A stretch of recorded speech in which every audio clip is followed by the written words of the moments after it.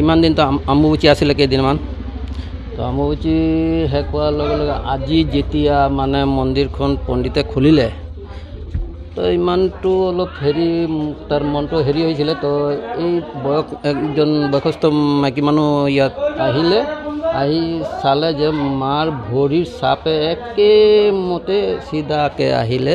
তেতিয়া চবৰ মন হেৰি হৈ গ'ল যে ক'ৰ পৰা আহিলে ইমান দিন তো মন্দিৰ বন্ধ আছিলে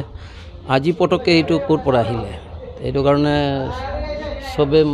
সেক্ৰেটাৰী প্ৰেচিডেণ্ট চবক মাতা মাতি হৈ গ'ল আৰু মানুহ গোট খাই আছে যে ক'ৰ পৰা হ'ল ঘটনাটো মাৰ মন্দিৰৰ ঘৰৰ পৰা দুৱাৰলৈকে একদম পুৰা স্পষ্ট কি ক'ব আপুনি এতিয়া কি ক'ম ক'বলৈতো বহুত ডাঙৰ কথা আৰু বেছি কৈও লাভ নাই কাৰণ কথা আছে যে মন্দিৰটো বহুত পুৰণা আৰু জাগ্ৰত মন্দিৰ তো জাগ্ৰত মন্দিৰৰ কাৰণে তো গাঁৱৰ চবে পূজা পাঠ খুবেই কৰে আৰু যোনে যি কামনাৰ কাৰণে পূজা কৰে সফল হয় এইটো ইমানটোৱে আৰু লোকবিশ্বাস মতে জাগ্ৰত মন্দিৰ